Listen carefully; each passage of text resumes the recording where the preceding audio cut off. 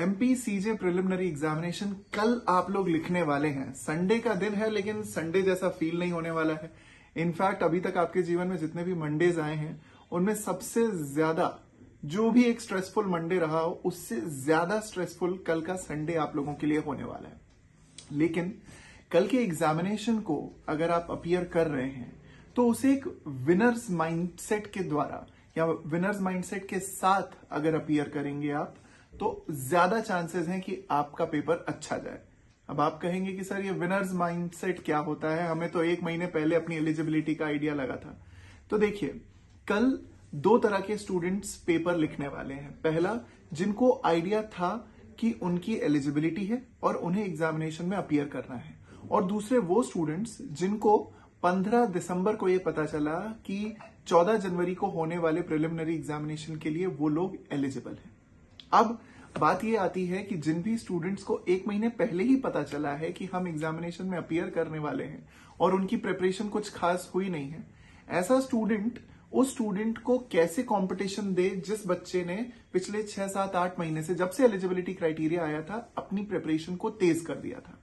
देखिए, कल आपका जो एग्जामिनेशन है अल्टीमेटली वो 2 घंटे और वो 150 क्वेश्चन ही मैटर करने वाले हैं। आपने पिछले 1 महीने में जितनी भी पढ़ाई की है या पिछले 6-7 महीनों से जितने भी स्टूडेंट्स प्रिपेयर कर रहे हैं, उन्होंने जितनी भी मेहनत की है, ultimately everything will come down to those 2 hours. तो उन 2 घंटों में आपका विनिंग माइंडसेट या विनर्स माइंडसेट कैसा होना चाहिए, उसके बारे में आपको एक छोटी सी चीज बताता हूं। अगर आप एक जंगल में हैं और जंगल में आपके सामने शेर आ जाए तो आप क्या करेंगे? देखिए, आप शेर से रेस में नहीं जीत सकते। हर बार जंगल में पेड़ हो जिस पे आप चढ़ जाएं, ये भी संभव नहीं है। तो ऐसे में 2 चीजें आती हैं। पहला, या तो आप सरेंडर कर दें, हाथ खड़े कर दें कि भैया शेर भाई आओ और हमें खा जाओ, और दूसरा तरीका है कि आप शेर से लड़ने की कोशिश करें। देखिए, प्रोबेबिलिटी कम है, yes, the probability is very less that you might be able to kill the tiger और the lion, but there is a probability, और वो प्रोबेबिलिटी ही आपकी होप है। विनर्स हमेशा ये पर्सनल एविडेंस अपने साथ में लेके चलते हैं कि जो 6-7 महीने पहले प्रोबेबिलिटी एकदम कम हो गई थी कि आप पेपर लिखने वाले हैं, वो प्रोबेबिलिटी आपको वापस मिली। साथ ही साथ जितने स्टूडेंट्स प्रोबेबली जानते थे, जिनको पता था कि हमारी एलिजिबिलिटी है, हम एग्जामिनेशन में अपीयर करने वाले हैं, उनको भी यह मालूम है कि कल उन्हें भी कंपटीशन अच्छा खासा फेस करना पड़ सकता है।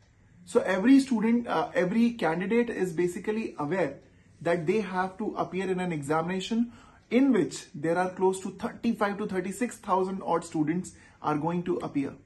And जो सबसे बड़ा, सबसे जबरदस्त विनर्स माइंडसेट आप लोगों के लिए कल काम करेगा, वो होगा आपका प्रेजेंस ऑफ माइंड, आपका पेशेंस और आपका खुद पे भरोसा।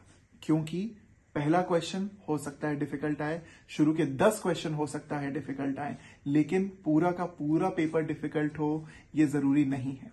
So my humble wishes, my best wishes to each and everyone who is appearing for the MP Civil Judge examination। अगर आप भोपाल में एग्जाम दे रहे हैं तो definitely there is an opportunity कि आप मेरे ही रूम में बैठ करके वो एग्जाम लिख रहे होंगे।